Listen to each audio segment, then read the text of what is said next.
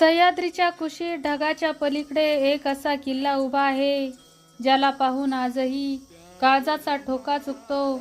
तो म्हणजे दुर्गराज रायगड, जिथे दगड बोलतात आणि वारा आजही प्रौढ प्रताप पुरंदर अशा गर्जना करतो. ज्यांचे नाव घेताच अंगावर शहारे येतात, ज्यांच्या तलवारीच्या तेजाने शत्रूचे डोळे दिपतात, अशा शिवबांचे आम्ही मावळे आहोत. अरे, मरण आलं तरी चालेल, पण वाकणार नाही, कारण आमच्या रक्तात फक्त आणि फक्त स्वराज्य धावते.